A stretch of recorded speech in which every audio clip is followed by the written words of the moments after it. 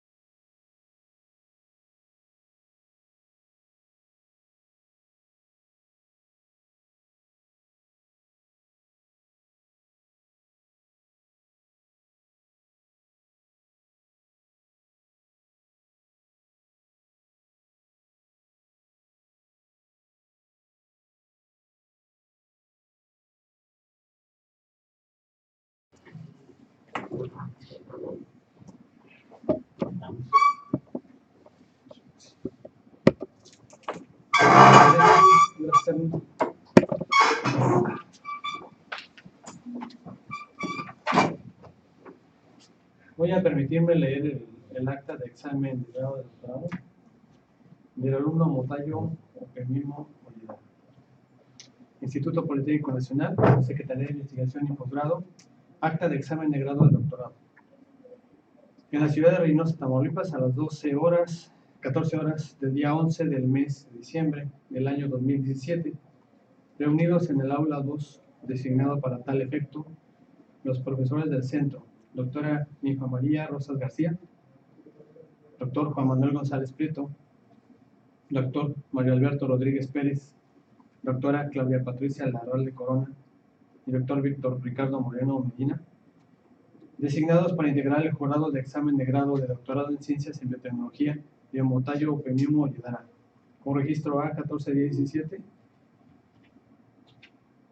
y considerando que ha cumplido con los requisitos correspondientes, se procedió a efectuar el examen en los términos de rigor que establece el reglamento de estudios de posgrado. Entonces, vamos a tener una presentación por parte del sustentante. Posterior a ello, va a ser una sesión de réplicas, preguntas y respuestas por parte del jurado evaluador. Y si posteriormente, si alguna persona del auditorio desea preguntar algo, lo podrá hacer. Entonces vamos a dar el comienzo al inicio. Please, Tayo. Feel free. Thank you. Good afternoon, everybody. I welcome you today to my final presentation of my doctoral thesis titled Characterization and Genome Analysis of Bdellovibrio strains isolated from different environmental sources in Reynosa, Tamaulipas, Mexico. My name is Omotayo Opemipo, and my thesis is under the director of the director of my thesis is Dr. Mario Perez. During the course of my presentation, I will be talking about the introduction to my thesis, the justification, the hypothesis, my objectives for this study. I will discuss the materials and methods for the three objectives that I have. Then I will discuss the result and discussion as well as conclusion for each objective. I will discuss the perspective and I will acknowledge people that supported this work. Predation is a common phenomenon in nature. It has been observed in animals, in plants, as well as in prokaryotes. Predation in prokaryotes is very important because this particular phenomenon can be enhanced for biocontrol purposes. Bacteria in nature use different strategies to attack or prey upon their host. Bacteria can use a method called wolf-pack method. That is, this group of predatory bacteria attack their prey in group. They can also use a method called cytoplasmic invasion. That is, the predatory bacteria invade the cytoplasm of their host directly before they devour their prey. They can also use a method known as epibiotic method. This is similar to a common vampire mechanism in which the predatory bacteria attaches to the outer surface of their prey before digesting and utilizing the prey cellular component. Examples of such can be found in Bdellovibrio, Exoborus, and Vampirococci. Another mechanism in which predatory bacteria utilizes to attack their prey is known as perisplasmic invasion. In this method, the predatory bacteria invade the periplasm of their host to digest the cellular material and utilize it for their own growth. My research or my project is based on this group of bacteria, the ones that utilize the perisplasmic invasion. I targeted the ones that also use the epibiotic method, but basically, majorly, the ones that the predatory bacteria that utilizes the perisplasmic invasion. An example of that is Bdellovibrio bacteriovirus. Bdellovibrio bacteriovirus is a small gram-negative bacteria that is highly motile. It belongs to the group Tetraproteobacteria.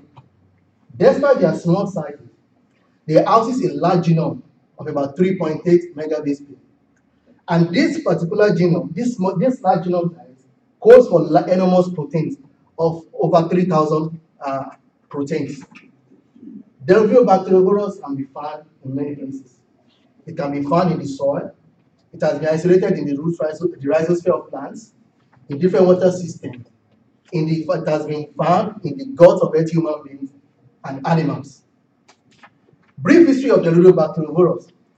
Bdellovibrio bacteriovirus was accidentally discovered in 1962 by Stoke and Pesnoy when they were trying to isolate bacteriophages for the control of pathogenic bacteria and phytopathogens. Bdellovibrio bacteriovirus was thought to be only obligate parasite. But in 1965, an host-independent strain that is capable of growing outside their prey was isolated by Shiloh and Brock. In 1972, the first attempt to use Bdellovibrio bacteriovirus to control phytopathogens was carried out by Skep. In 1999, however, between 1972 and 1999, there was a gap in the study of Bdellovibrio bacteriovirus because there was lack of molecular tools to study this bacteria further. But in the advent of utilizing molecular tools to understand the nature of bacteria or different organisms, in 1999, Kota and Tomaso were able to identify an important locus in Bdellovibrio, which they concluded Bdellovibrio bacteria uses this host interaction locus to invade their prey. And whenever there is mutation at this region, the obligatory Bdellovibrio bacteriovirus can revert into an host-independent phenotype. In 2004, the first whole genome of Bdellovibrio bacteriovirus was sequenced by Skuta et al. In 2012, Obley et al. Isolated a unique strain of Bdellovibrio bacteriovirus from River Tiber. This bacteriovirus was described to have the ability to grow both as an host-dependent and host-dependent. In 2013, Lever et al. Discovered the high abundance of Bdellovibrio in human. Another biocontrol application of Bdellovibrio was carried out in 2014 by Saxon et al., where they used Bdellovibrio bacteriovirus to control Pseudomonas thulasii in mushroom. Bdellovibrio bacteriovirus, this genus of Bdellovibrio, is dynamic. It requires recalculation from time to time. Initially, the genus Bdellovibrio and genus Bacteriovirus were grouped together. But after some analysis based on their cysteine DNA sequencing, the genus Bdellovibrio was separated from the genus Bacteriovirus. And as a result, in 2015, Kobach et al. Further delineate the marine Bacteriovirus and call them Allobacteriovirus. Same 2015, Lambert et al. Discovered a protein in which Bdellovibrio utilizes to protect itself from during the invasion of their prey.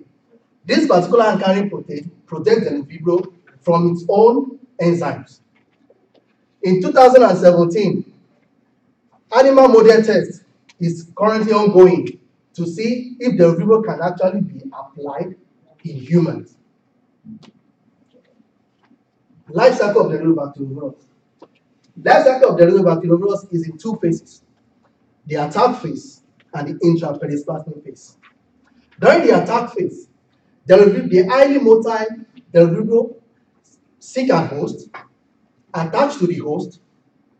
After the attachment and a short period of recognition between the prey and the predator, Bdellovibrio invades the perisplasmic phase of its prey.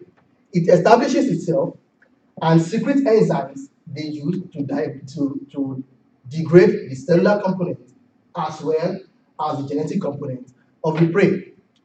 During this time, during the intraperismatic phase, the Bdellovibrio change the configuration or shape of their prey into a circular form known as Bdelloplast. After some time, when the prey cellular component has been exhausted, the Bdellovibrio undergo septation, producing many progenies. After which, the secret enzymes, the progeny that are produced, are released, and the same process continues. The same attack phase process continues. The phenotype of the Bdellovibrio. The Bdellovibrio exists in two phenotypes. They can either exist as an host-dependent phenotype. That is, when they are cultured in the laboratory, they only grow in the presence of their prey, and they form plaque-forming units when they are growing. The Bdellovibrio can also exist as an host-independent phenotype. That is, they can be cultured on nutrient-rich media in the laboratory. How does the Bdellovibrio convert to host-independent phenotype? There is an important locus known as host interaction locus that regulates the production of type 4 pillar system that is needed for the attachment as well as invasion of Bdellovibrio into their prey. Cotter and Thomas described that whenever there is mutation at this region of host interaction locus, the Bdellovibrio has the ability to convert to an host-independent phenotype. Applications of Bdellovibrio. Why is the study of Bdellovibrio very important? Bdellovibrio can be applied in medicine, given the fact that there is increase in multi-drug resistant bacteria. It is important to find an alternative therapy to control this multi-drug resistant bacteria. For instance, if alternative therapy are not developed to control multi-drug resistant bacteria, according to a report, it is expected that by 2050, death attributable to multi-drug resistance in Africa alone will be over 4 million. While in North America will be over 300,000. Latin America over 3,000 as well. While in Asia, it will also be over 4 million. Therefore, there is need to search for alternative therapy to control multi-drug resistant bacteria. Apart from the fact that multi-drug resistant bacteria are increasing in number, another fact is that there is great dwindling or reduction in the rate at which new antibiotics are being found to control antibiotic-resistant bacteria. Therefore, the Bdellovibrio can serve as an alternative therapy to control pathogens as well as the multi-drug resistant bacteria.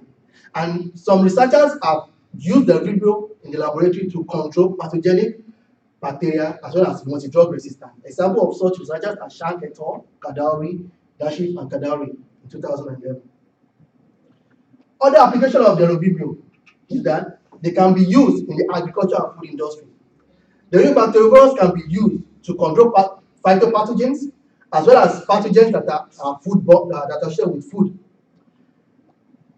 They can also be used for sewage and water purification.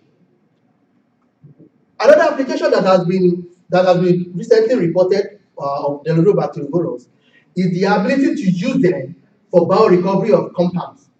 We know that some bacteria are capable of compartmentalizing some compounds in themselves. For the easy recovery of these compartmentalized compounds, the bacteriovirus can be used so far they can attack, lyse this bacteria. Justification of this work. The justification of this work is that because the environment is a community of diverse microorganisms, they can be an excellent source for the isolation of Bdellovibrio. Members of the family Bdellovibraceae have been reported to show great phylogenetic diversity based on 16 SR DNA chain. Bdellovibrio has also been reported to experience only few horizontal gene transfer. This is interesting because Bdellovibrio have access to the genetic makeup of their host from time to time, whenever they lyse their prey.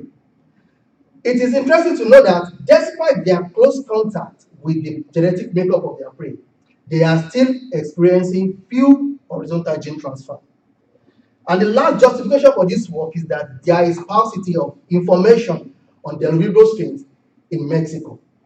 And this work can therefore serve as a baseline for study on Bdellovibrio bacteriovirus. The hypothesis of this work is that Bdellovibrio strains capable of preying upon a wide range of gram-negative bacteria can be isolated from environmental sources in Reynosa, Tamaulipas, Mexico, with the expectation that these strains will exhibit notable genomic variations when compared with other reported Bdellovibrio strains. The major objective or the general objective of this work is to isolate, characterize, and carry out whole genome analysis of Bdellovibrio strains from different environmental sources in Reynosa, Tamaulipas, Mexico. This work is divided into three specific objectives. The first objective is to isolate and carry out phenotypic and molecular characterization of host-dependent Bdellovibrio strains, that is, strains that need prey to survive from different environmental sources in Tamaulipas. The second objective is to convert this host-dependent phenotype Bdellovibrio into host-independent that we can culture on plate or nutrient-rich media, so that we can be able to understand the life cycle or the lifestyle of Bdellovibrio better.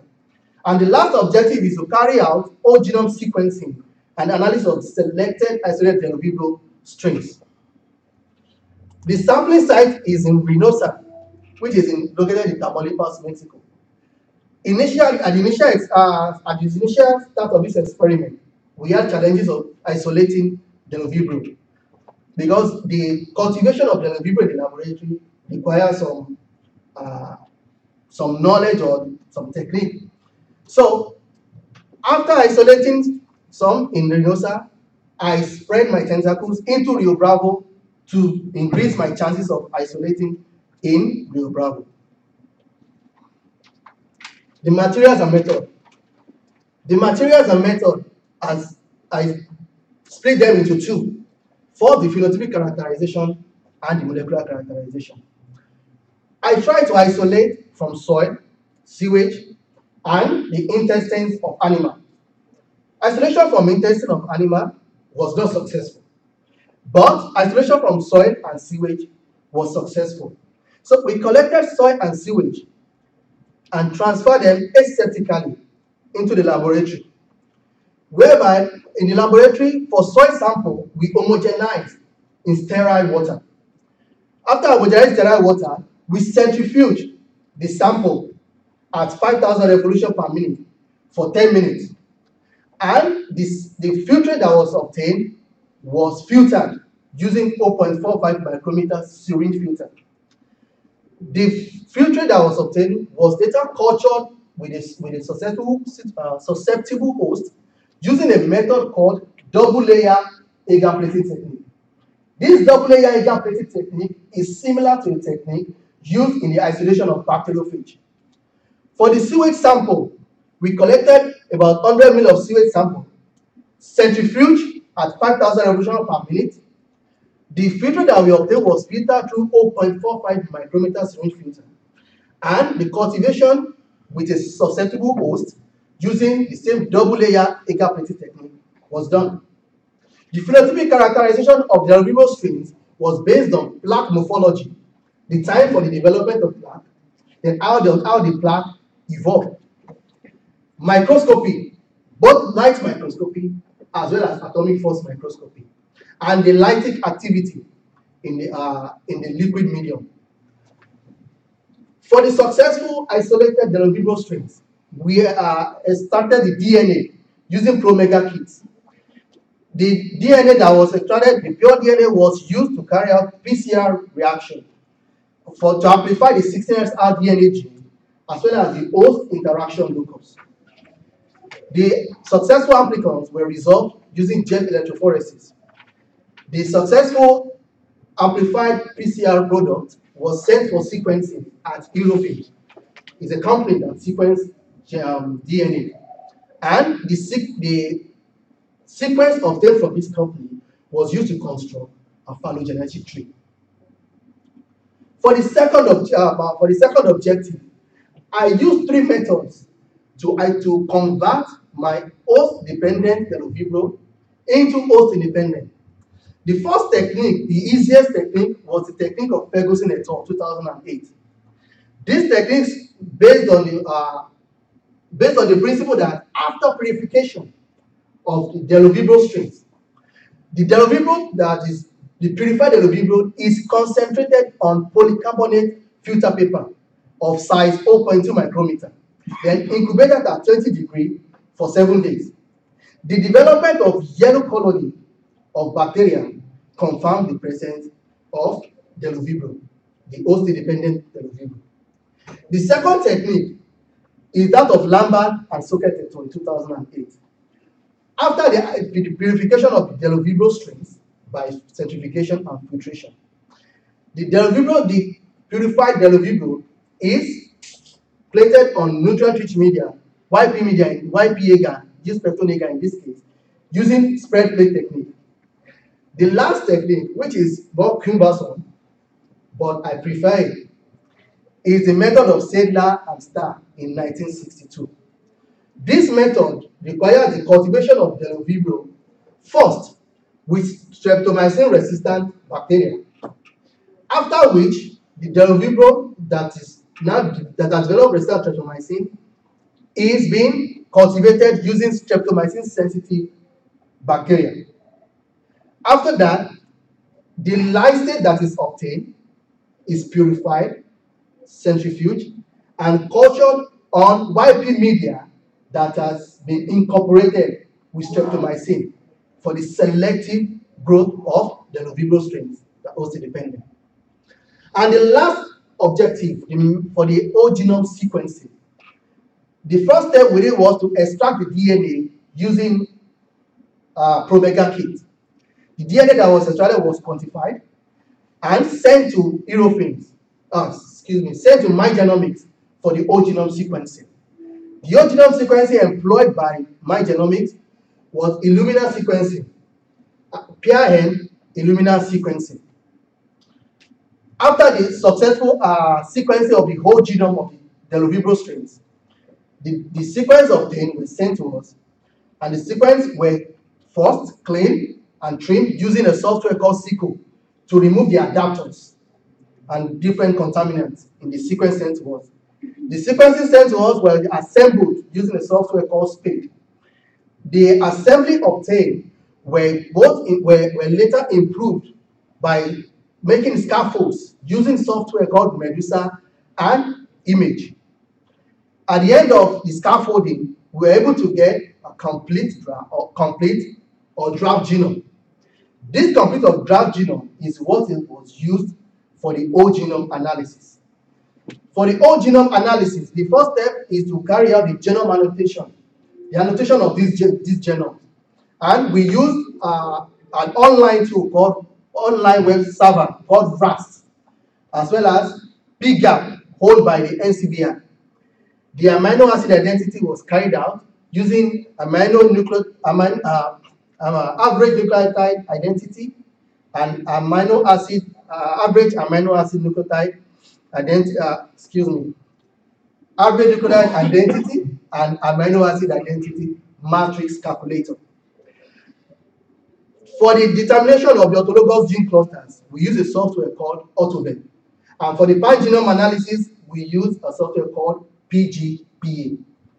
For the analysis of the host interaction locus in the strains we sequenced, we used a K-based web server to construct a genomic map.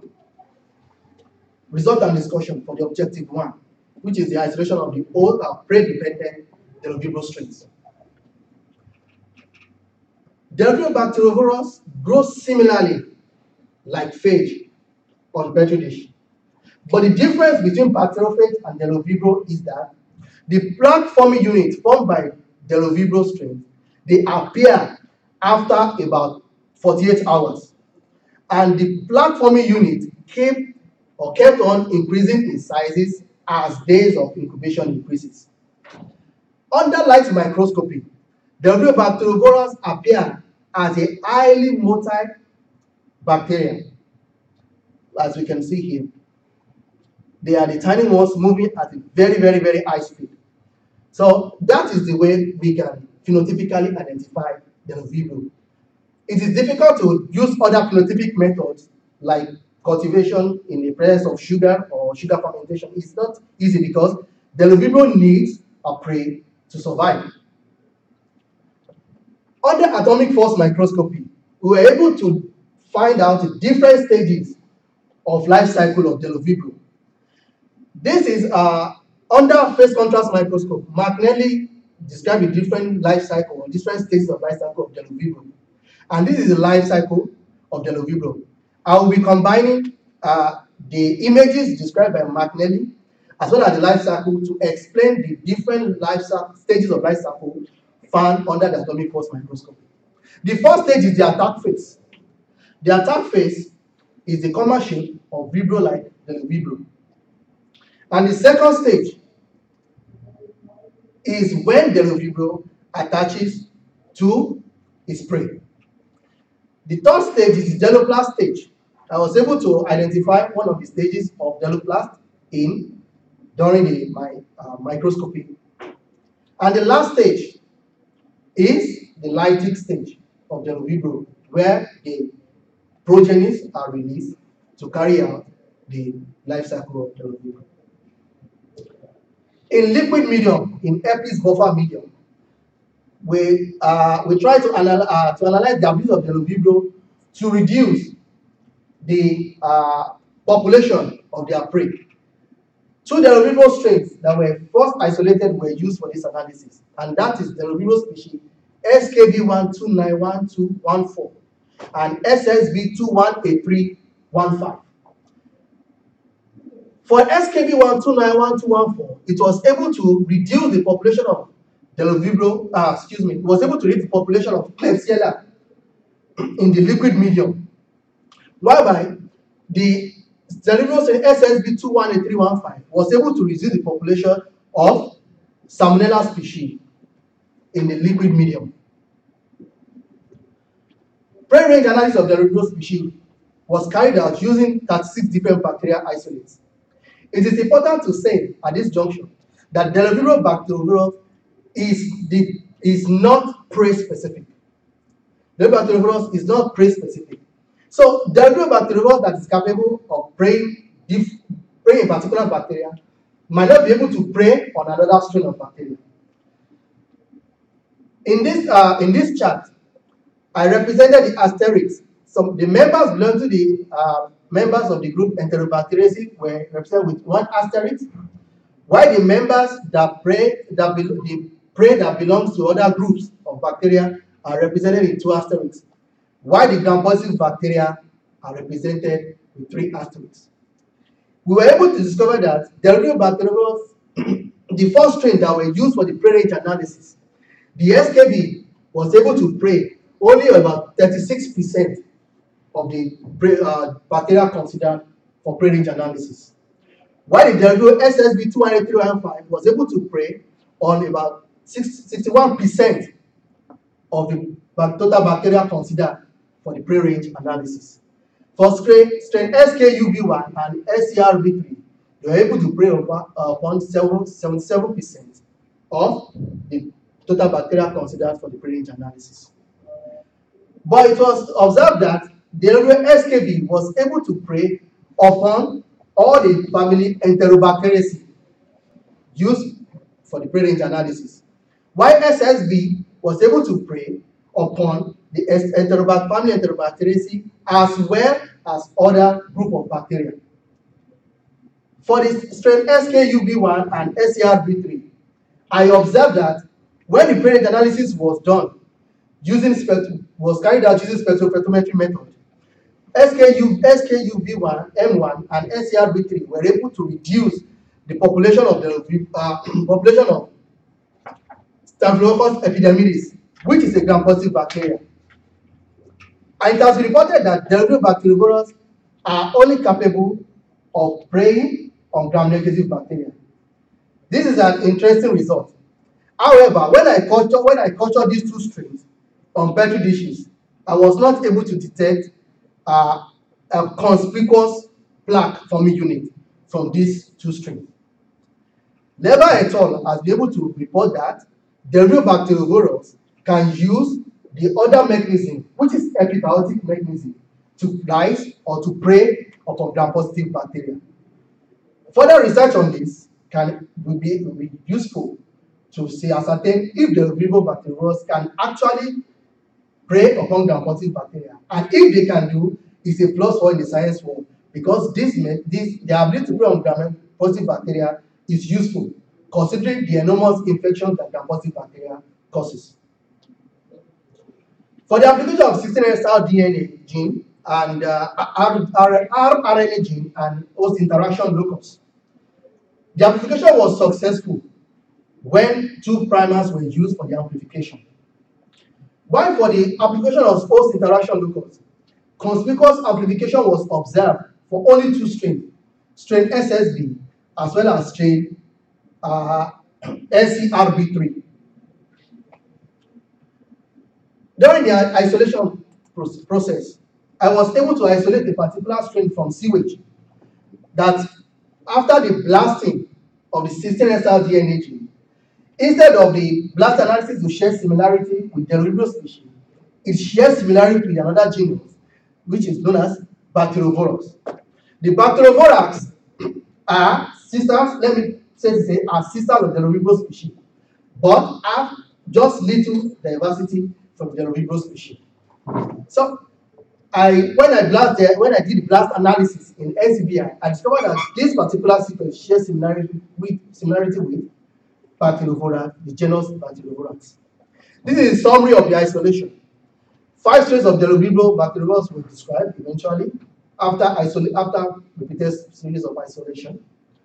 And 2 of the strains were isolated in this facility, this center, Reynosa. The strain, the SCRB3, were isolated in a ranch in Rio Bravo, while the last 2 strains, the Bdellovibrio SKUBM1, was isolated from the sewage in a place very close to university via the UVM University. The Bacterovorax species were isolated from the sewage in Boulevard Fundadores. These are the prey that were used for the successful isolation of these strains. Klebsiella species was used for the isolation of strain SKB, Salmonella for SSB. Citrobacter fluendi was used for the successful isolation of strain SCRB3, while Klebsiella was used for the successful isolation of SKUBM. And for the Bacterovorax species, the Salmonella species was used for the isolation. For the 16R DNA gene was positive for all of them. And for the host interaction locus, only 2 were successful. And this map shows the different sites from which the isolation were successful. For the construction of phylogenetic tree, I used an algorithm known as label joining to construct the phylogenetic tree. And I discovered that the Bdellovibrio SKB clusters separately from the other strains of Bdellovibrio, whereby it aligned, sharing about 99% identity with an uncultured strain of Bdellovibrio. While Bdellovibrio SKUBM and SCRB3 clustered closely. The Bdellovibrio SSB clustered very close to the earlier reported Bdellovibrio tiberius and HD100.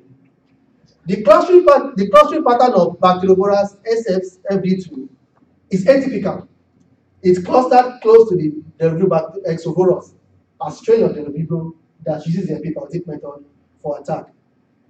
This calls for further investigation, which I'm trying to do at the moment. To estimate the evolutionary divergence or evolutionary distance between the strains, I discovered that the SKB, when compared with the SSB and AG100, as well as Tiberius, have an evolutionary distance of about 0.1. While for comparing SKB and the all-culture strains of the Bdellovibrio, 12 cultured species of Bdellovibrio clone 12M, it shares close identity, which is about 0.0. For SSB and AG100, as well as the strain Tiberius, the divergence or the evolutionary divergence is also 0. And for the SKUVM and SRV3, the divergence as well is 0. For the Bacterovorax SSFD2, compared to all, the evolutionary divergence is too high. And this is an atypical, atypical characteristics. At the moment, I'm trying to see the analysis that we done to further check what is actually going on. And the threshold I gave was that when the distance is at 0, it shows that the strains are closely related. Conclusion of the objective 1 shows that the isolated Bdellovibrio strains have the ability to prey upon different species of gram-negative bacteria, and as such, they can be considered as potential biocontrol agents against pathogenic bacteria. Also, because most of these strains, including SKB that has low predatory activity, prey upon Enterobacteriaceae, it shows that Bdellovibrio bacteriovorans have high affinity to attack the members Enterobacteriaceae, and as such, they can be used. The members Enterobacteriaceae can be used for the successful isolation of Bdellovibrio. And because some Enterobacteriaceae family are capable of causing infection, intestinal infection, Bdellovibrio bacteriovirus can be considered as a probiotic for the control of family Enterobacteriaceae. A work was done in 2011 by Atterbury, using the bacteriovirus to control salmonella infection in young chicks, as well as the control of Pseudomonas tonacea in mushroom. Based on the 16SR DNA gene analysis, we discovered that despite the fact that strain SKB and SSB were isolated from very close environment, they still exhibited divergence. That is, they still exhibited a form of diversity, and that shows that this particular work is in tandem with the work of Djokovic et al. In 2000 that described that the Bdellovibrio strains exhibit different characteristics based on phenotypes, and they form heterogeneous population. Based on the results of the pre-range analysis on gram-negative positive bacteria, we're able to ascertain that there is possibility that Bdellovibrio bacteriovirus can attack gram-positive bacteria. With further research, Bdellovibrio bacteriovirus can be used to control pathogenic gram-positive bacteria. This work can also serve as baseline research or baseline studies for research on Bdellovibrio. In fact, this is the first time we are reporting work on Bdellovibrio bacteriovirus in Mexico after thorough search of different literature. We published a publication. We published a paper on our findings in a journal called Microbiology Open. And the work that we did was presented in a conference in Subtropical Agricultural and Environment Society. At this conference, I applied for student competition, and I presented my work, and I was able to win the second prize in the presentation at this conference. For the objective 2, which is to derive or to characterize the host-independent phenotype from the host-dependent. In short, that is, I try to convert my host-dependent into an host-independent. For the first method, the method of Ferguson et al. 2008, after carrying out the analysis, I was able to culture a strain of bacteria on the polycarbonate filter paper, which share the same characteristics described by Ferguson et al. Phenotypically. And using the method described by Lambert et al. 2008, Lambert and Socket 2008, I was able to isolate the same bacteria that share phenotype with the earlier described Bdellovibrio. The gram-tail reaction showed this strain to be gram-negative. However, when the molecular analysis was done with the Bdellovibrio-specific primer, I was able to obtain amplification for control. But for the bacteria isolated with this technique, I was not able to obtain any amplification. And this prompted me to use a universal primer to check what kind of bacteria that I obtained. When I used the universal primer, I was able to obtain an amplification. But after sequencing, the bacteria turned out to be microbacterial species. And microbacterial species is a gram-positive bacteria that shares phenotypic similar to the Bdellovibrio, to the host-independent Bdellovibrio described. For the method of cellular et al. 1962, it's cumbersome, but it gives me better results. I was able to culture this Bdellovibrio on YP media containing streptomycin as a selective media. After incubation for about 3 days, I discovered the Bdellovibrio, the yellow colony of host-independent Bdellovibrio growing. And as well, I discovered that there was patches of the streptomycin-resistant prey, which is Salmonella enterica, that have been able to withstand the effect of antibiotics, streptomycin, growing as well. And these are the yellow patches, as well as the yellow colony of the host-independent phenotype. What I did was, I picked this colony and I purified it on YP media. I carried out the gram-tail reaction again. It was gram-negative. Sedler et al. Described another phenotype of the host-independent phenotype Bdellovibrio. It described that host-independent phenotype has carotenoids that give them the yellow color. That after subsequent cultivation, this yellow colony, the intensity of the yellow color of the host-independent phenotype decreases. And this I observed with the phenotype I obtained during the isolation.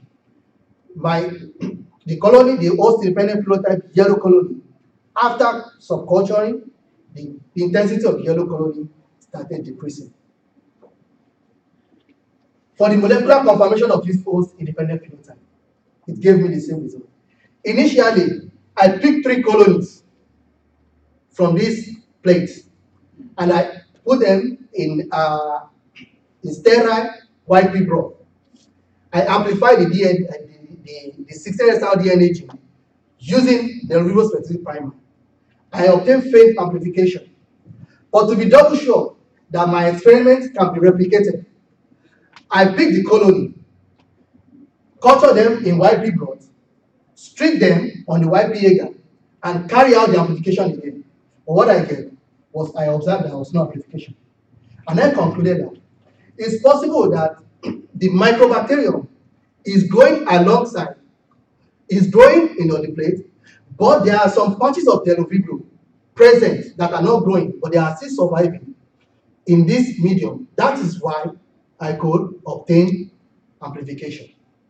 But after subsequent cultivation, the Bdellovibrio that are present were lost, and they left with the microbacterium. That's why I didn't obtain amplification. I later used universal primer to amplify the yellow colony, and I again got that This yellow color, the sequence was similar to Microbacterium species. So I concluded that the derived host-independent phenotype share phenotypic characteristics with earlier described Bdellovibrio host-independent Bdellovibrio. But for the amplification of the host interaction locus using Bdellovibrio-specific primer, it was negative. For the application of using universal primer, the sequence that was obtained after selective amplification shares similarity with Microbacterium species. There is need to further carry out investigation on this to be double sure before we reported our findings.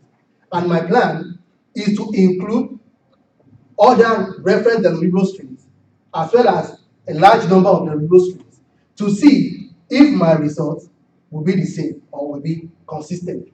And if my result is consistent, that means there might be a need to check if what has been reported as host-independent phenotype is truly host-independent phenotype Bdellovibrio, or there is a relationship between Microbacterium and host-independent Bdellovibrio.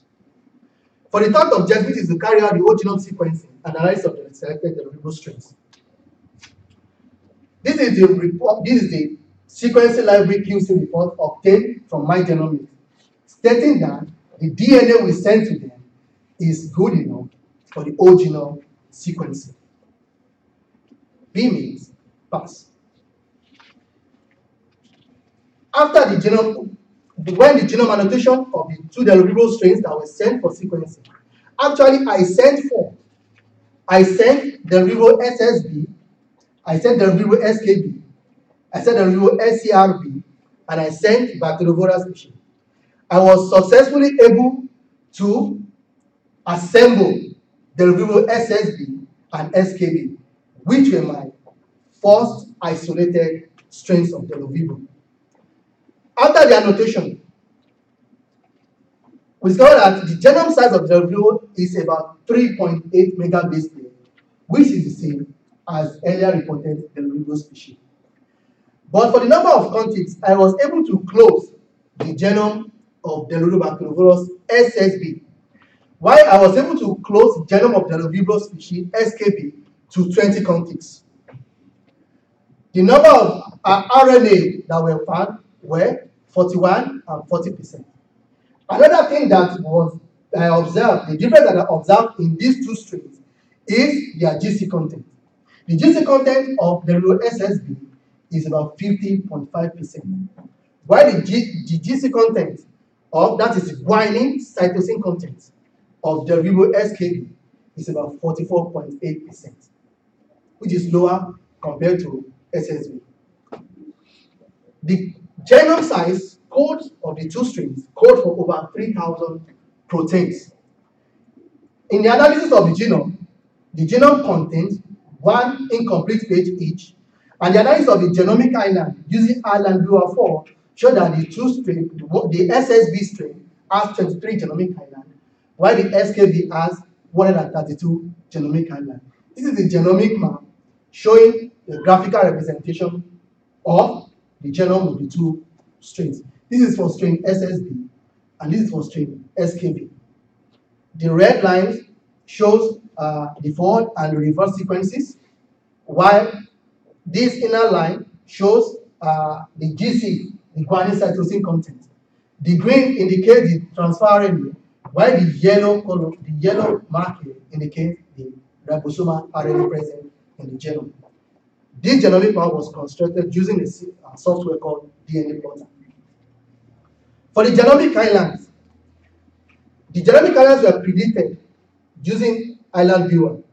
Island Viewer incorporates three programs for the prediction of genomic islands. Is that they use Island Padimop, CGHM, as well as Island Peak.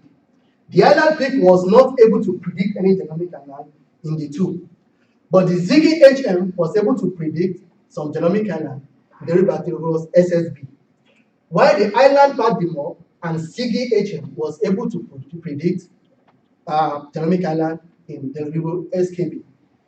Some of the genomic islands that were predicted were found to be located on prophage. For SSB, I observed one particular genomic island, which is sporulation protein, to be located on the prophage. And for the HAD family phosphatase protein, was found to be located on prophage. For the successful application of Bdellovibrio, it is important to know if Bdellovibrio is pathogenic or not. So I subjected my genome sequence that was successfully assembled. I subjected them to blast search in a web server of Center for Genomic Epidemiology. And the result came out to show that the genomic sequence does not contain any virulence factor. Thereby, I ascertained that the Bdellovibrio is non-human pathogen and can be successfully used for the control of pathogens. I went further to analyze this in the RAS system to see if the Bdellovibrio could actually contain disease-causing factors. And I specifically went to the virulent disease and defense factors. I found out that the Bdellovibrio SSB has only genes coding for resistance to antibiotics and toxic compounds, and invasion and intracellular resistance, but doesn't have genes that cause virulence and So this shows that the Bdellovibrio is safe to some extent to be used as biocontrol agent, even in humans. Same thing goes for Bdellovibrio SKB 1291214. It was also predicted as non-human pathogen. But I did not stop there. I went to search for these virulence factors in virulence factor database. And I did manual curation to see if I can find some virulence factors in the Bdellovibrio. And so that most of the virulence factors, or I will call predation enhancing factors, are the motility factor, the type 4 pilus factors that the Bdellovibrio uses in invasion, the chemotaxis factors in which the Bdellovibrio uses in seeking their prey, and proteases, nucleases, catalases, siderophores, which is ion binding compounds, and alpha amylase and pullanase, which the Bdellovibrio can use to survive as a predator. But there are three particular important virulence factors that strike my mind when I was doing the analysis. They are the collagenase, hemolysin, and the RTS toxins. Why? Because these three particular virulence factors could be found in pathogenic strains of bacteria. Collagenase, for example, has been reported in Staphylococcus aureus, which is common human pathogen. Hemolysin is known to break down or lyse red blood cells of human.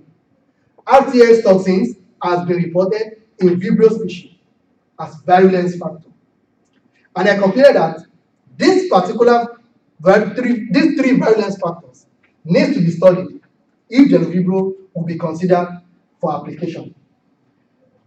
Because actually, these virulence factors, they may not be playing a pathogenic role in the Bdellovibrio, but it is still important to characterize them to know what role they play in the Bdellovibrio bacteriovirus. For the study of the whole genome diversity of the Bdellovibrio strains, I used 9 Bdellovibrio strains to carry out amino acid identity. And I observed, I used, these are my strains, Bdellovibrio SSB, Bdellovibrio SKB. The other strains are reported strains.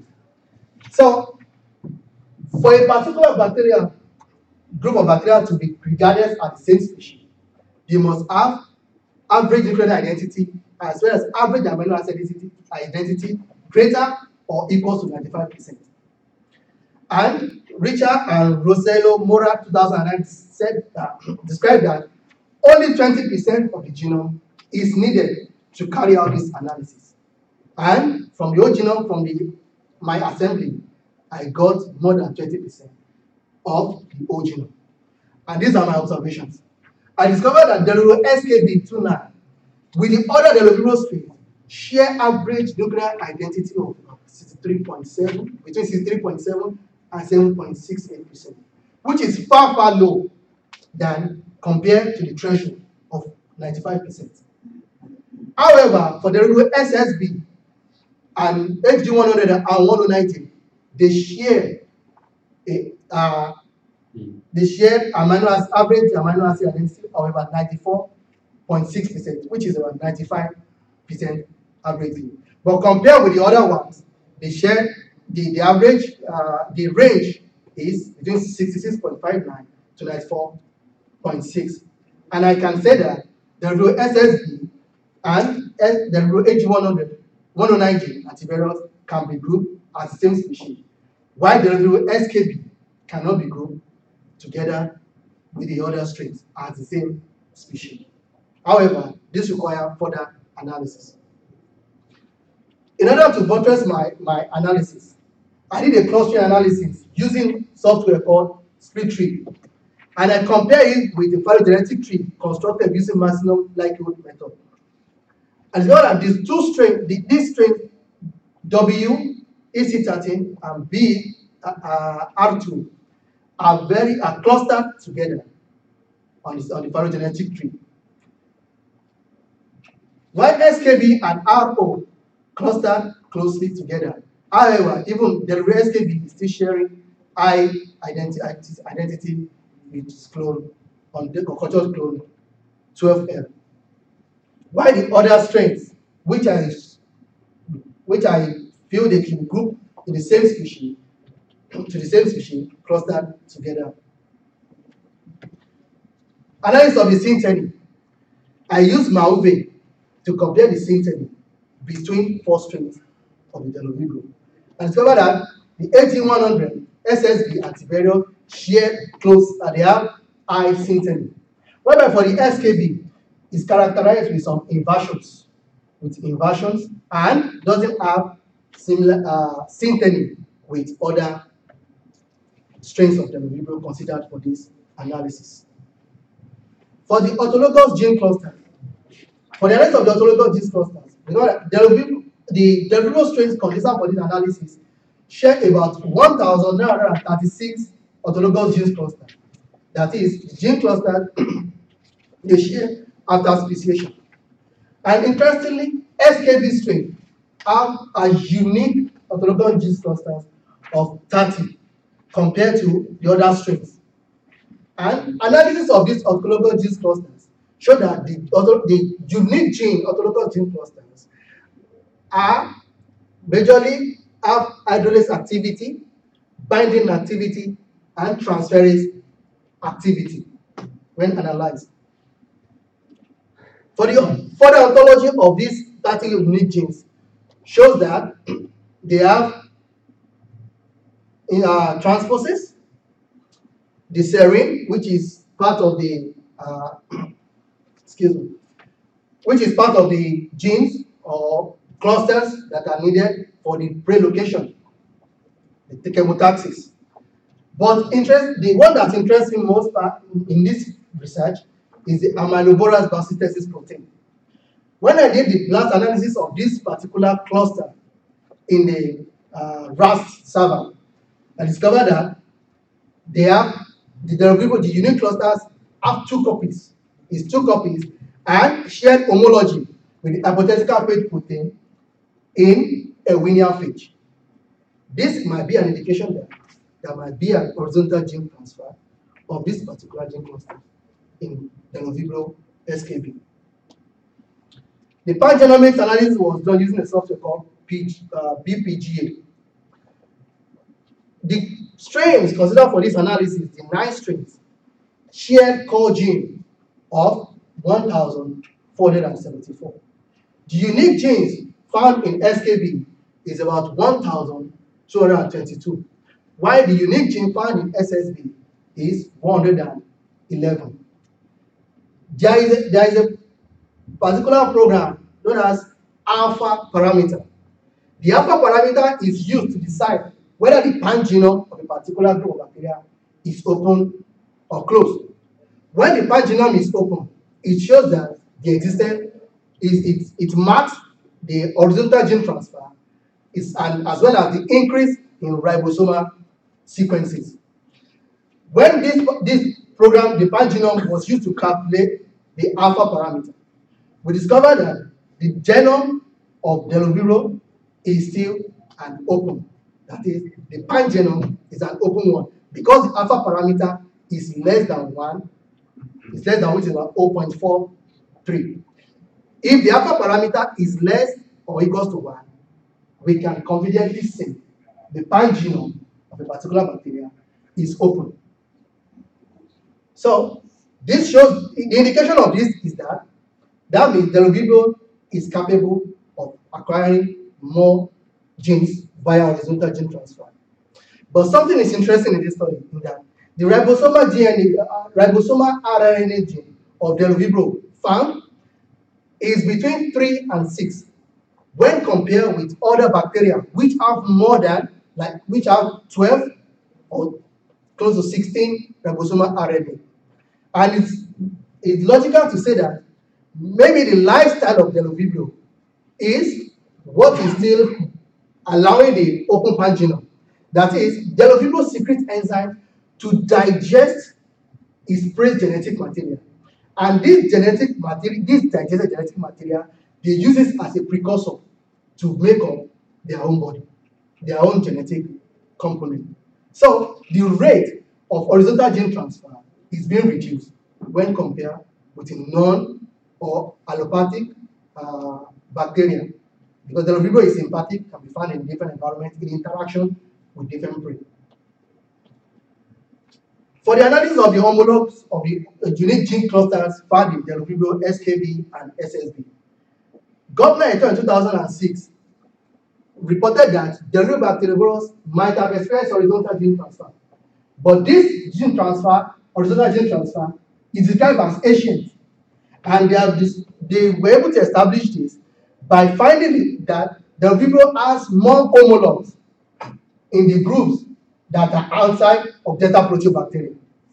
So when I did the analysis, I discovered that apart from the group outside the delta proteobacteria, that SKB, that Bdellovibrio has homologs, Bdellovibrio SKB and SSB also have homologs in with Verumicrobia, Acidobacteria, Elucimicrobia, Deferibacteris, and even viruses, double-stranded DNA viruses, Amantimondetis, Gemantimondetis, Zeta Proteobacteria, and Fusobacteria. All these groups are outside the Zeta Proteobacteria, showing that the Bdellovibrio has anciently interact with all this group of bacteria. For the host interaction locus, in my first objective, when I was first doing the analysis, I discovered that the SSB, I was able to successfully amplify the host interaction locus in the Bdellovibrio AG100, which is a reference to an SSB. But there was no amplification for the Bdellovibrio SKB. In my whole genome analysis, I constructed a genomic map to actually decipher what is actually happening in this region. So I observed that at this region of host interaction locus, there is an insertion in that of SKB strain, insertion of about sequence of about 179 base pair, while it is absent in SSB. And we know that the host interaction locus is responsible for the invasion and penetration of the Bdellovibrio into its prey. Maybe, probably, this is what is responsible for the ability of Bdellovibrio SKB to prey on few prey compared to Bdellovibrio SSB. For the analysis of the host interaction locus, I retrieve the sequences of the host interaction locus. The host interaction locus is made up of BD0108 as designated in AG100 and part of a gene known as BD0109. So I called out, retrieved the sequences of the BD0108 and did an alignment to see if this region is truly conserved in the Bdellovibrio strains.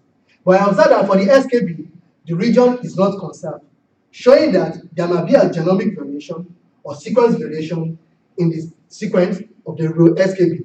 Whereby when comparing Tiberius AG100 and SSB, there is some high level of conservation in the sequences, showing that probably the sequence variation might affecting the ability of Bdellovibrio SKB to pray.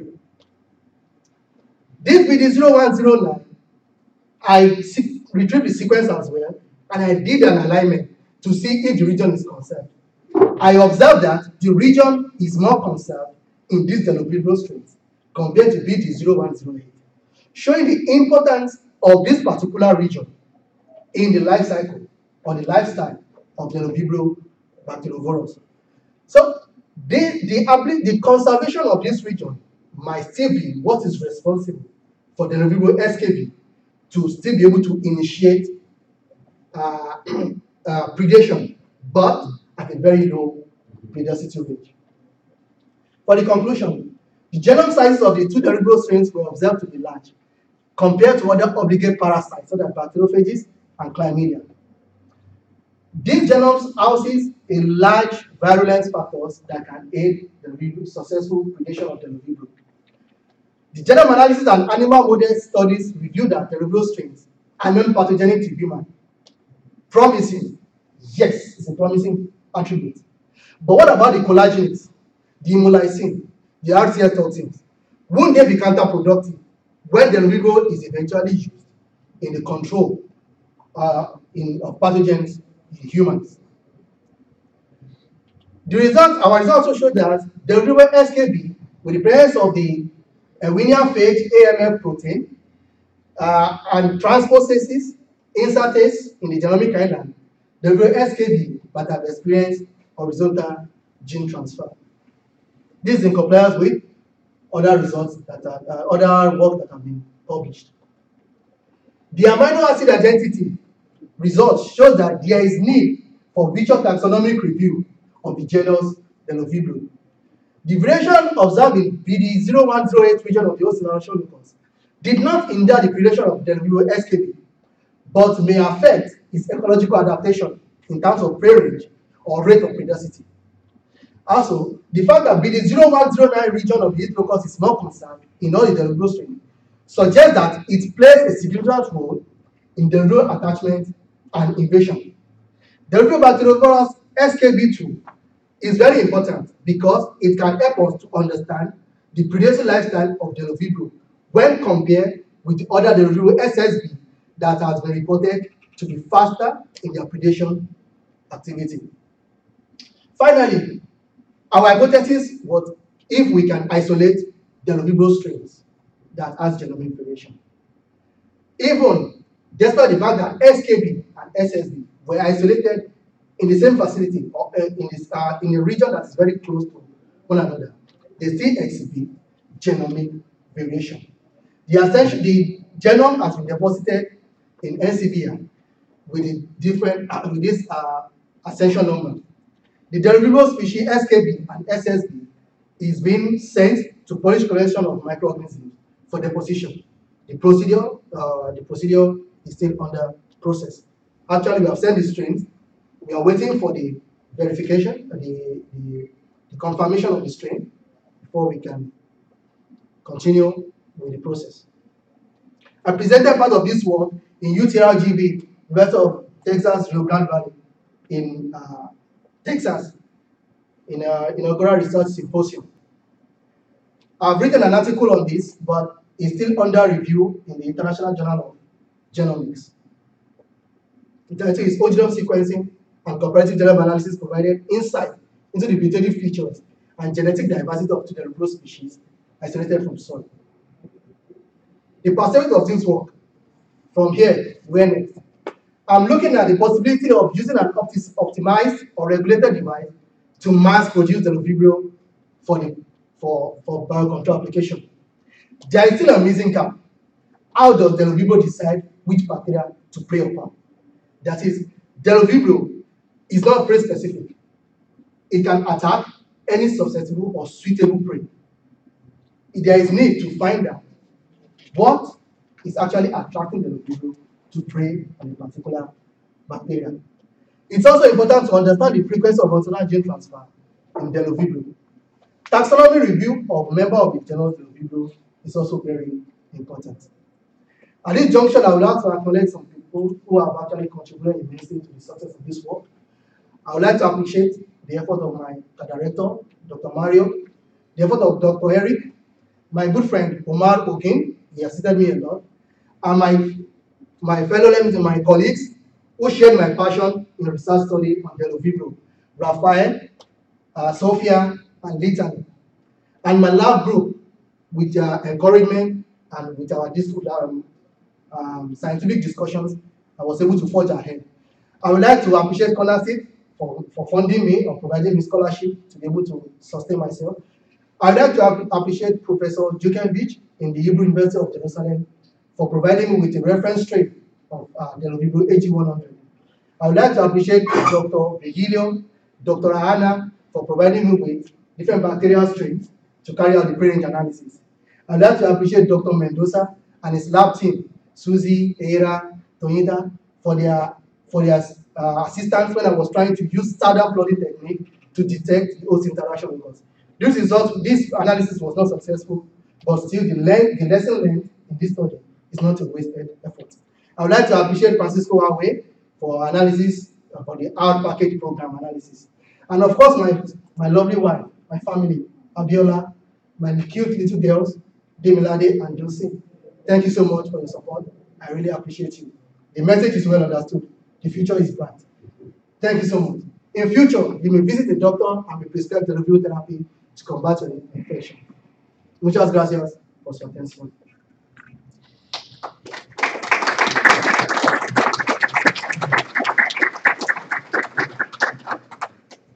Agradecemos a Tayo. Thank you, Tayo. Let's continue to the question session.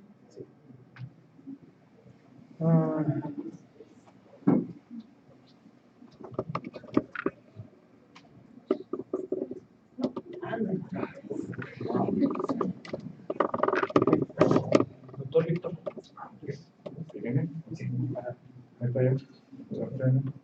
Thank you for the presentation. I only have some questions about the presentation. The applications you mentioned were approved by FDA. The The application, application were approved by FDA. not yet. Not yet. Not yet. Still trying to see, because it's still in animal model stage. The animal model stage, they are still testing the animal models before they can proceed to humans. Not yet. Okay. The other question, what action do you recommend for study the host independent phenotype? The what? The actions do you recommend study for host independent phenotype? For the host independent phenotype,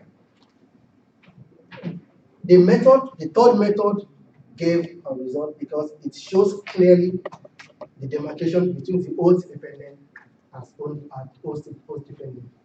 The only thing left for me to do is to increase the number of strains I will use to check if the method will be consistent with them.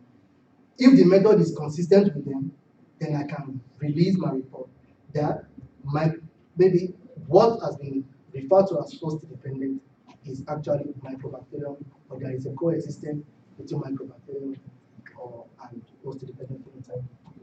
Is the other option. Okay. And are reported these bacteria in metagenomic studies?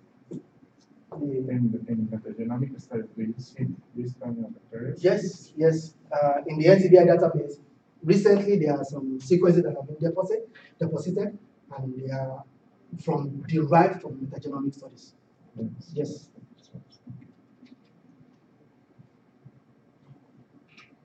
Okay. I think that is all. Thank you. Pues, si quieren, seguimos. We continue.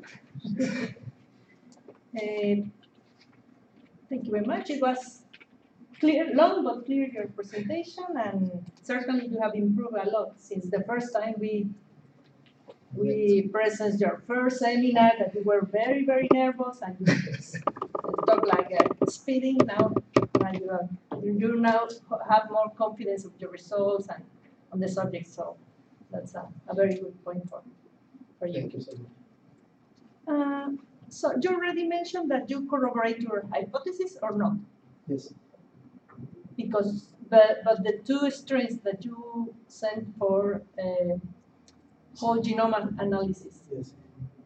both were host dependent or Not host dependent. dependent? Dependent. Both of them. Yes. Why not one of host independent, or supposedly one host independent was sequenced? For the host independent, I cannot conclude Mhm. that the strains I have is host independent because the phenotype matches what was described in literature. Mhm. But the molecular analysis shows that the sequence obtained from the 16SR gene is similar to microbacterium. Mhm.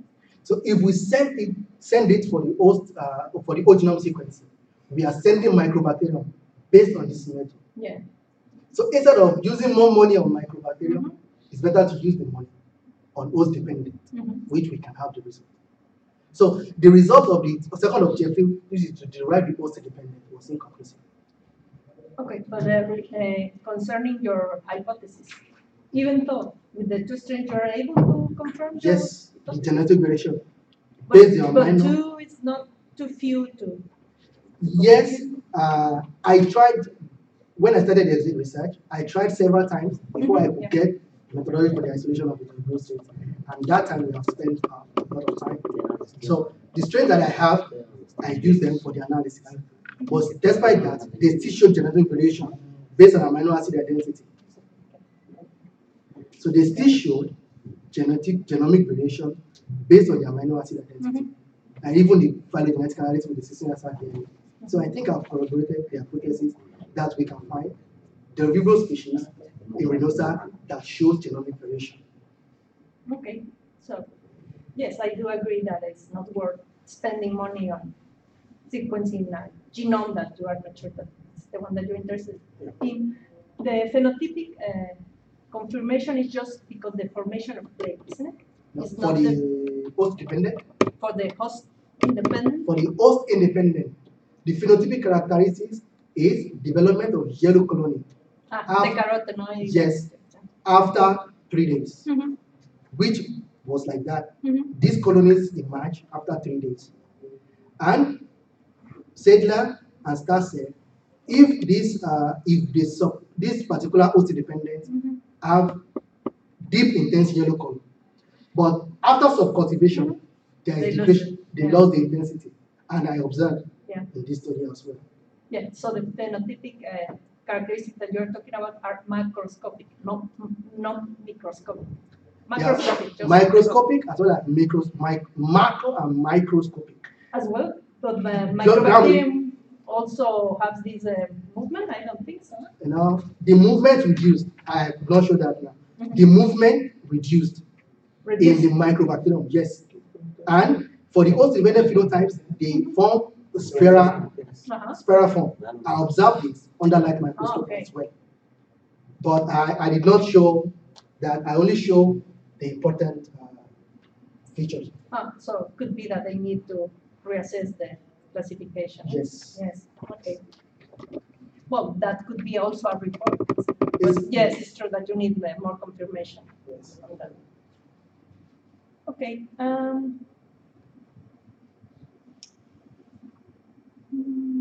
Well, the other questions were about the carotenoid production and the relationship with the predatory behavior, but there is none. No. Of course not, because if it is microbacterium, it's not a predatory No. strain. No, there is So, no predatory. okay, so. You told us at the end that you were about the perspectives. Yes. That one of the most immediate perspectives is that to use this or some, I don't know, the one or the other of the two in a biocontrol scheme. Yes. What type of biocontrol? What of animal, plants, or? Actually, the Bdellovibrio have wide application. Mhm. Recently in our lab, somebody is working, Mhm. my colleague, Maria, is working on the utilization of this bacteria in the biocontrol of pathogens in diabetic food. Okay. So we can also be looking at other applications, maybe in agriculture, for example, in aquaculture, to control pathogens in aquaculture. In aquaculture. Yes. So this is another application. But in that perspective, the first perspective, that's not what I'm saying. I'm saying how to mass produce Bdellovibrio in a regulated or optimized, maybe in a bioreactor. You produce a lot of the host, isn't it? It produced the, but how to maximize it, because they reported some kind of a plastic phenotype in Bdellovibrio. At a particular point, Bdellovibrio will stop feeding. They reported that. So it's plastic. If Bdellovibrio is retrieved and reintroduced, it continues its feeding pattern. Maybe it gets bored of the bacteria. It's very the lifestyle is very interesting. Yes. So how can I optimize so that this particular predation will be in a continuous system? But do you know already, for example, for aquaculture application or any, the title of the Bdellovibrio that you would need to apply? For the That maybe not in the literature, that for a biocontrol scheme you need to apply 10 to the 9 Bdellovibrio per meal or per gram. But, well, that question depends on experimental design. I feel if I want to use in aquaculture, it depends on the my experimental design. How many cultures how many experiments am I setting up? Or in the food of the, for example, for fishes. For food of fishes, I can't say that specifically now, but some people have actually tried that. They have tried to use the video in that aspect, and they are recording success. But if we can use that here, I think it will also be good, especially as an alternative to these antibiotics. Yeah, but first you need to know how Dosage. much you need. Yeah. Dosage. Before know how much you want to produce. Yeah. Could be that with the present culture system is enough, or Yes. could be that you need as much as that is almost Yes. not possible to attain. I don't know. I think that depends the application. Yes. Of the application. The application goes beyond much more practical things. Yes. But well, one is being developed in the lab with Maria's thesis, that's your thesis. And you would move then to agriculture? You would think more on agriculture or aquaculture more than human health? Based on my history as a young researcher, I've always been working in medical field, analyzing different pathogens. My interest lies in the medicine aspect of it, but there's no harm in dabbling into another area of research, agriculture, for the application of this pathogen bacteria.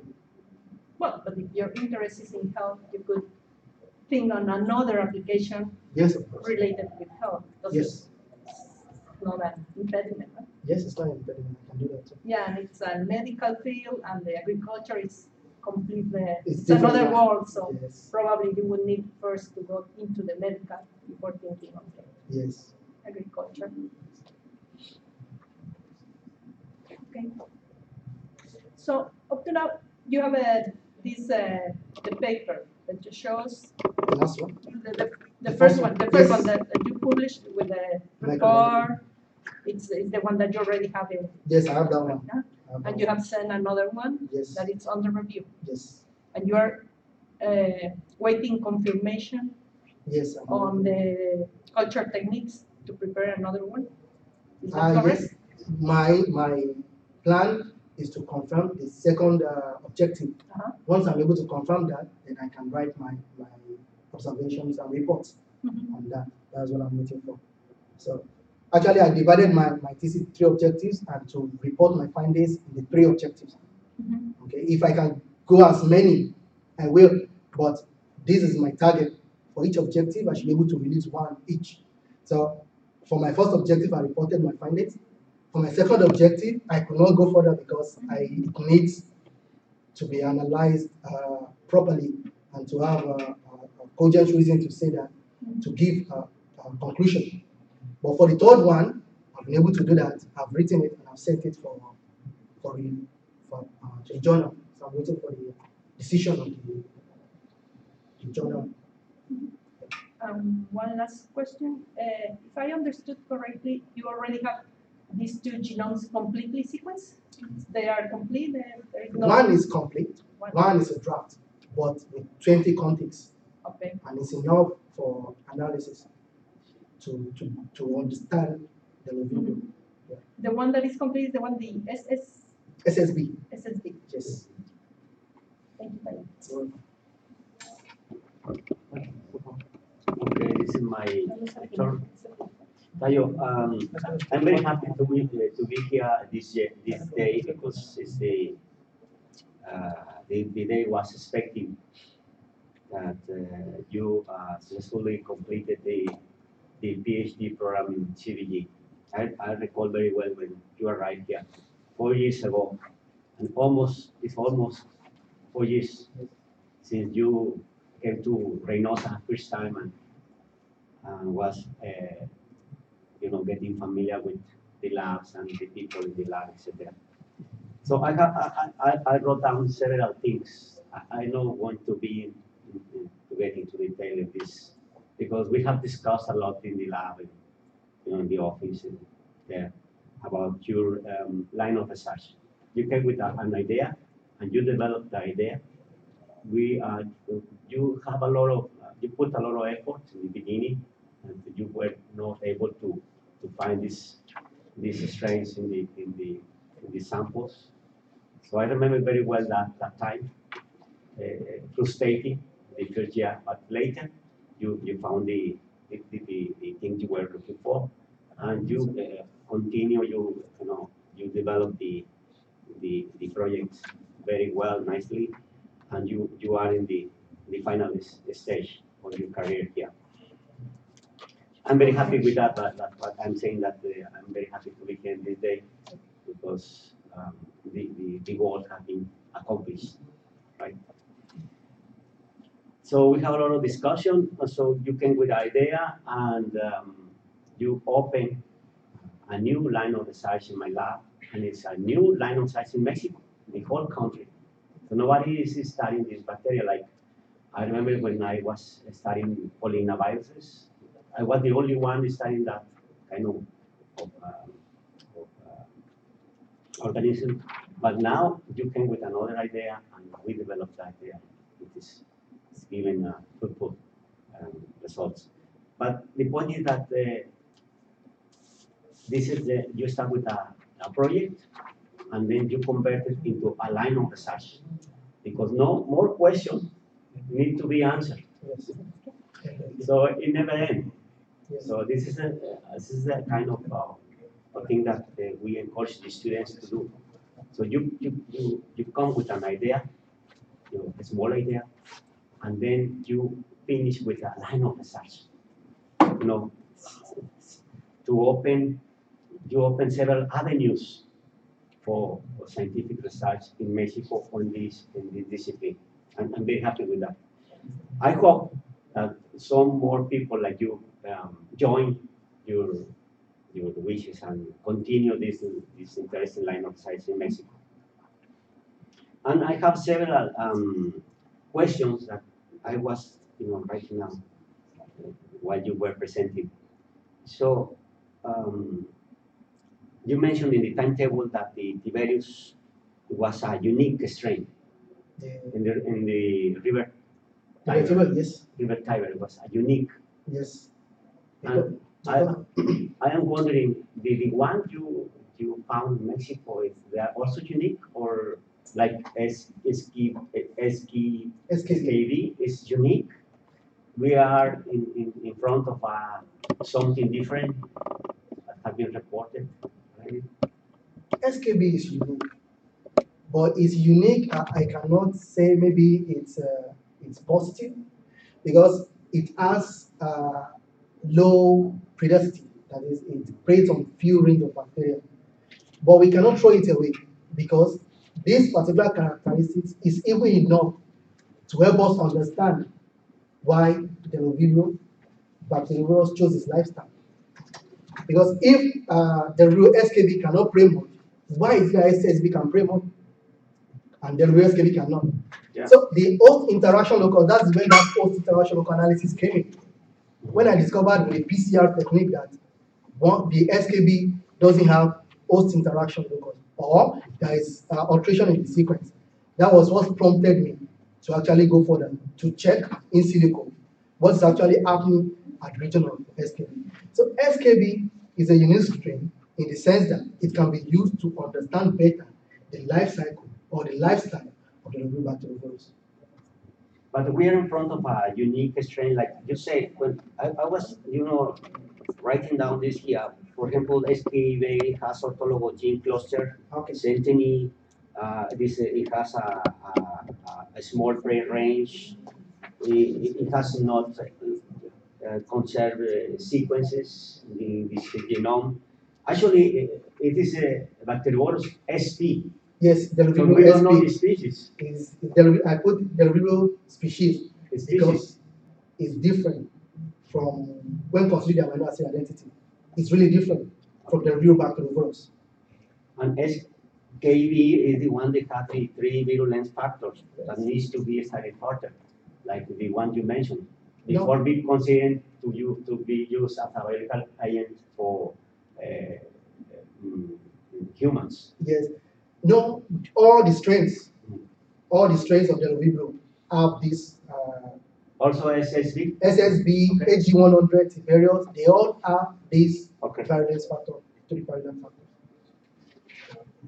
Okay, and the other thing is, I noticed when you say the gram-positive bacteria, the Bacteriovirus prey on gram-negative bacteria, Yes. mostly. Mostly.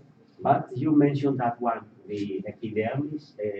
You tested Yes, Bacteriovirus against Epidermis. Staphylococcus. Staphylococcus epidermis. Okay, and this is the first report for this bacteria gram-positive.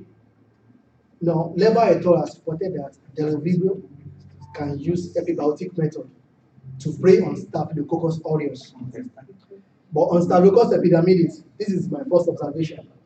But what made me not to be so excited is because when I did the plaque analysis to check, I could not see a conspicuous plaque forming. So maybe they are preying, but the rate of predation is very low. Very low. Okay. Very low. Okay. So that's one. Okay, so that's why you need to keep going on that, right? Yes. Because it's very important to discover that they can also prey on the gram-positive bacteria, right? And the other thing I noticed when you mentioned the method that you used to, and it was successful, they need to convert host-independent to dependent bacteria using the method of Shaler and Stark. Yes. And it wasn't published in 1962, the year I was born. Yes. And this, it was the year that the Bdellovibrio was discovered. That was 1969. 62? Did you say The 62? Bdellovibrio was discovered in 1962. 62. Or 1969. Shaler Stark was 69? 1969. Okay, maybe I put it wrong here. Okay. Okay, the last thing is, okay, in the lab, did you find that everything was okay to work with this? Or you miss something? In the lab? The facilities and things? The facilities were okay. The only area that I had challenges was the microscopy, the atomic force. Okay. I had to travel to Monterrey to do this. And when I was doing the genome analysis, sometimes I had to talk with Dr. Aldo in Jalapa for the assistance. But we have other materials apart from this microscopy. There is an advanced microscopy technique. Okay. We have every other things to establish and to go on with the research and development. But now you are returning your country. Yes. And I am wondering, you will find the way to have the facilities and to set up your lab to keep going with this. Is this going to be feasible? Yes, I think I can do it. Or you wanna travel to I can do it Mexico, then with collaborations. collaborations? This can be done. I can do it. Okay, the last thing is the applications, Yes. right? You say that the medical area is your favorite Yes. for you know getting to more research on this. But you have this bacteria, you found this the 3 virulent factors. Maybe it needs more further study before we can go on to recommend for medical application. But what about other areas? For example, you mentioned that it also is it has been used for sewage and water purification. Yes. So can be used for to as this bacteria can be used to eat some this contaminate or for contaminated soil can be used to by bio remediation Bioremediation. can be used for that. Yes. Yes, but It will, I mean, we will not require to have this virulence factor for human like that. the virulence factor, I'm not actually saying this virulence factor is a negative factor. Because after after characterization, we might discover that they have another biological role they are playing in the Bdellovibrio, unlike the role they are playing in other pathogenic bacteria. So if we are applying it after characterization of these virulence factors, and they are satisfied, so they are certified that they are safe, why not? We can apply them in bioremediation, in decontamination, even in food industry too. But the animal model is showing positive results. Yes, and chicks, right? Like Yes. the one you showed in the Yes, so the preclinical studies yes. can be done, no problem in Rats. mice. Yes. But the problem is to take this into humans. Yes. The point for medical application. Well, that's it.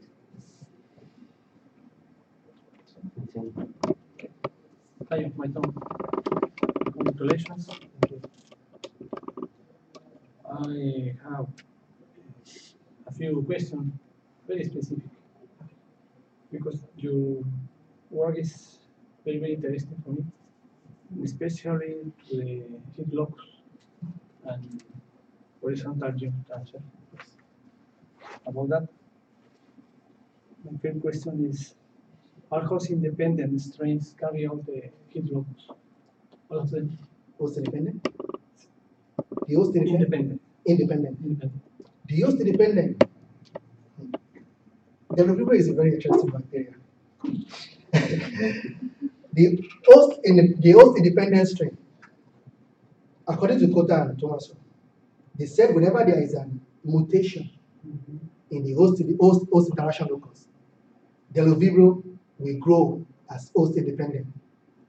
But interestingly, some researchers have found some host dependent phenotype with an intact host interaction locus. So host interaction locus might not be the only locus needed for the Bdellovibrio to convert to host independent phenotype. Because it is it's interesting to result about the SKB strain Yes. that you have heat locks. It has the region, Okay, but there's insertion. Exactly, of Yes, the exactly. region. Do you say, excuse me, that the strain is a decrease to break the field host? The SKB strain is the one that Yes, have reduction in the pediatric. Just the SKB, only the SKB. I noticed that only the SKB. In this The other one, strains, the heat locus appear to be very important. yes, very crucial. Very crucial. But there are some other factors that needs to be studied to ascertain why the Bdellovibrio is converting the host independent phenotype. But this host interaction locus is one of the important locus that has been reported.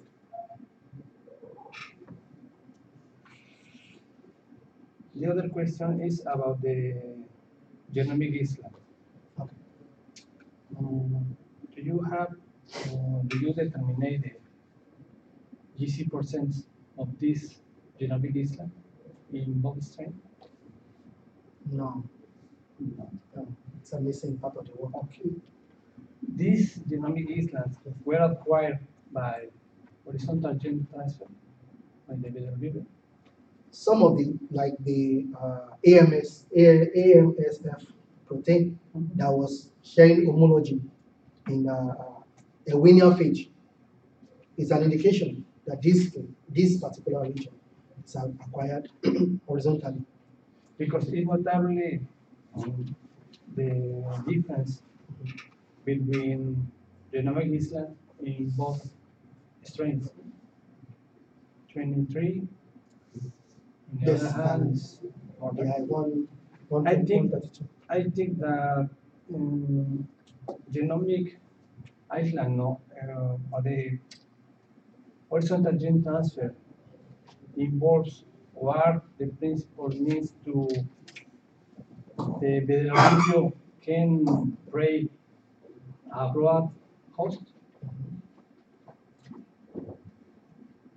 Well, the horizontal gene transfer, if I can get the question properly, does it have any influence on the ability to prey on more prey, to use more bacteria as prey? If I can. The horizontal, I was not able to establish the relationship between horizontal gene transfer and the rate of predation. I was not able to establish that. I was mainly focusing on the host interaction locus and the rate of predation, the relationship between the two. But I did not focus on maybe this, because if we look at, for example, a case study of Bdellovibrio tiverius, they reported that they have experienced ancient horizontal gene transfer and few recent horizontal gene transfer. And this strain can grow as host independent and dependent. So maybe these acquired gene are the ones responsible for that. But I did not establish a link or relationship between genomic island and the rate of predation. And what do you think?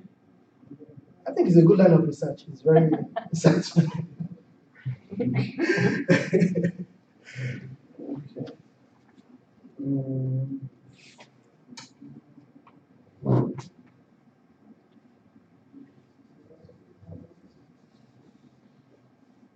Okay, that's all.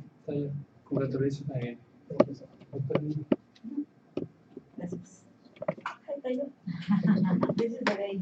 Finally, this is the day. And I completely agree with Dr. Patrick's comments about your presentation. It was really good. Thank you so much. And I remember the first one. Somebody was chasing you, I think so, at that moment. But now you spoke clearly and very good slides, and I think in general your work is very, very good. And I have some questions. You mentioned that your Bdellovibrio populations were heterogeneous Yes, according to genetic differences. yes. And can you tell us what are these genetic differences? Based on the 16 application of 16 RSR DNA gene, we can see the clustering pattern on the phylogenetic tree. Based on the host interaction locus, we can see the variation. Based on the prey range as well, we can see the differences.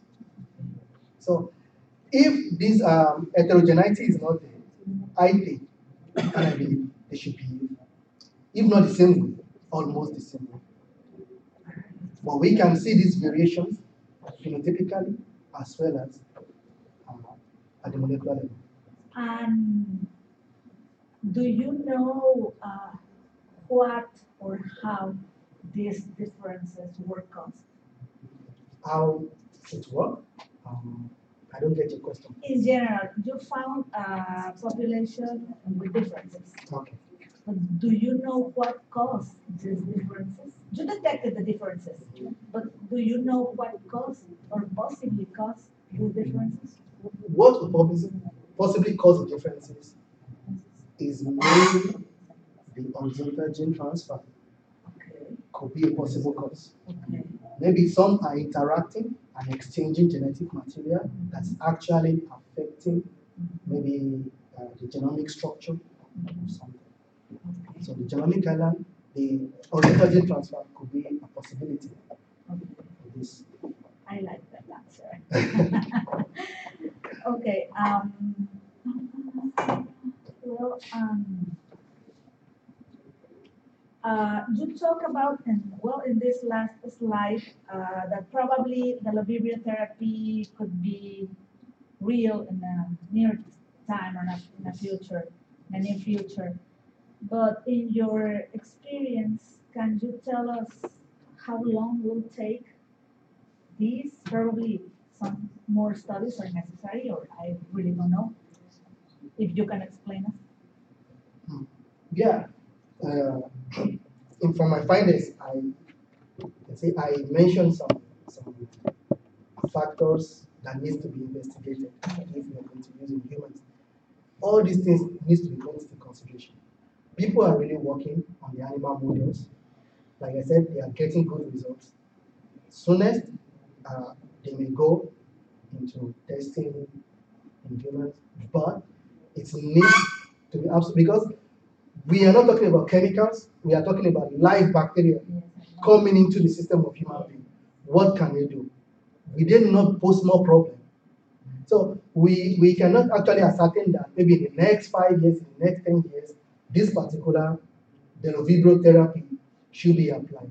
Every nitty-gritty of the work needs to be done to be ascertained because we're talking about live organism, live antibiotics. So the research is going on. People are working on it. I love to join the team to be working on it to see that, okay, this is actualized. So I cannot give a specific date. But you hope it can be very soon, or as soon as Yes, possible. I hope it can be very soon because this is very interesting. Yes. The chances of resistance is low, really, really low, even if at all it's plastic. Unlike the genetic resistance observed when antibiotics are used. So with this attribute, I hope we can successfully apply Bdellovibrio in different fields, especially in medicine. I remember in some past seminar I told you about using Bdellovibrio to control insect pests. Yes. Probably you remember. Yes. And now I came up with the idea again, and I think we can use it. But it has a very particular interaction mechanism. So probably it's different with an insect. Do you think there is a possibility of being used against an insect? It's very difficult. Very difficult. Yes, because for a particular bacteria to interact with another bacteria, there must be an interaction. Well, If the receptors, if the insect ingests the Bdellovibrio, Bdellovibrio. but Bdellovibrio is not pathogenic, so it cannot kill. No, but may interact with some cells in the cell of the insect. Probably, I don't know. I'm trying to imagine. But that means it's counterproductive for humans too then. Because if it can affect insect, if insect can ingest. I know it won't cause any infection or any septicemia inside the insect. But probably, I don't know, probably the Bdellovibrio may interact with some other cells. Yes, I understand. Maybe or I don't know what kind of cell, but probably, I think so. I understand where you're coming from. Okay. For example, in the case of termites, that depends on the bacteria for the digestion of cellulose. Maybe if these kind of pests exist and they have some bacterial community that are assisting them in their survival, maybe ingestion of the Bdellovibrio can actually lead to the cleaning of these bacteria such as which in turn lead to the unsurvival or the ability of the insect to not survive, yes, it's applicable in this In sense. a indirect way, probably Yes. the Bdellovibrio may have a chance Yes. in controlling insect pests. Yes. I would like to try it. Okay. Okay, Tayo, now you have finished your work.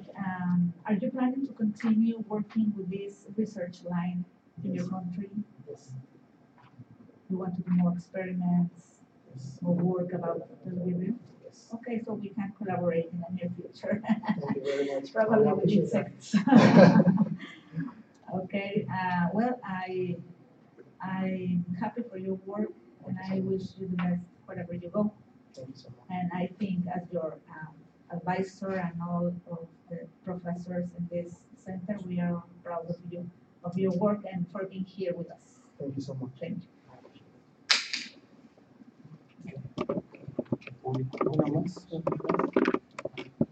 I have one question. I forgot to ask you.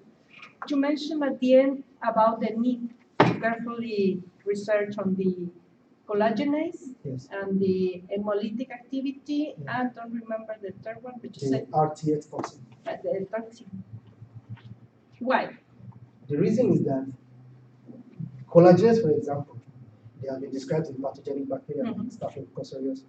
The reason why, the reason is that these various factors, they are associated with pathogenesis in this pathogenic bacteria.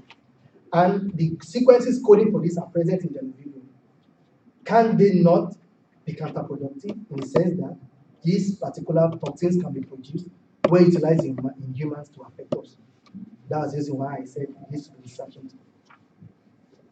Because you cannot test if they are hemolytic because they are in a host that are hemolytic. So We can test if they are hemolytic. It's part of my further research studies. Mhm. We can test. After purification, Mhm. we can test. Because after purification, we separate the prey. When they grow, we separate the prey. Mhm. When we separate the prey, then we can use the purified Bdellovibrio on blood agar.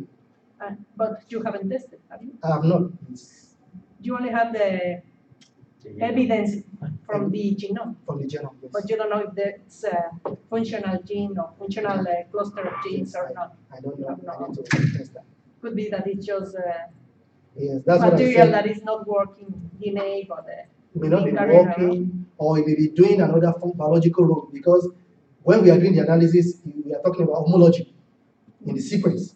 It's homologous to this sequence. But is it really active? Mhm. That's what we need to know. So it's we need to know, okay, if the sequence is active or what is the biological role. Or could be that in the past they were pathogenic to animal cells and then they It could changed. Could be, I don't It could know. be. So yes, it's pretty cautious. It could be.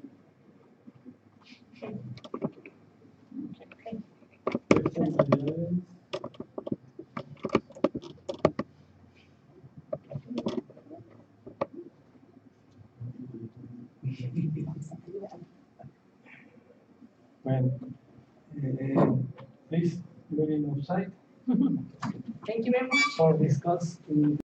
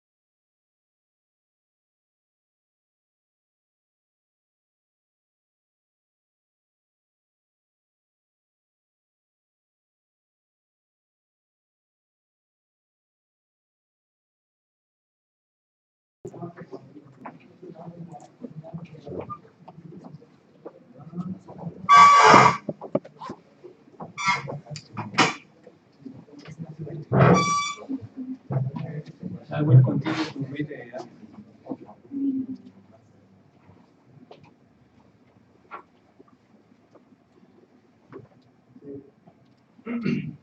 Voy a continuar con la lectura del acta. Después de concluir la disertación y réplica de rigor, el jurado deliberó, habiéndose obtenido el siguiente resultado. Aprobado. Para constancia se levantó la presente acta a las 16:10 horas del día 11 del mes de diciembre del año 2017, misma que suscriben los sinodales mencionados. Congratulations.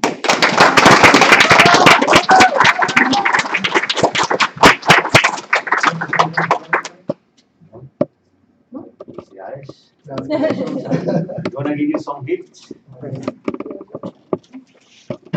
Flowers. You can give flowers. The ladies.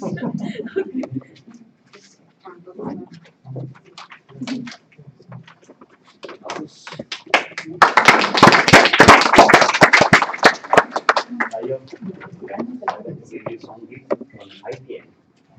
A pen.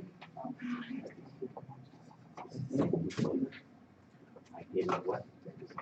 Another pin to put here. Okay. God bless you. First, okay. Congratulations.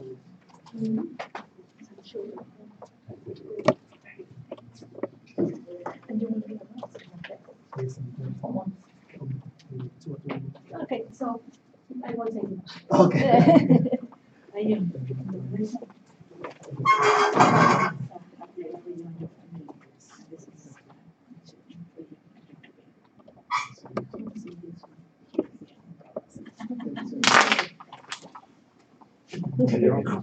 Congratulations.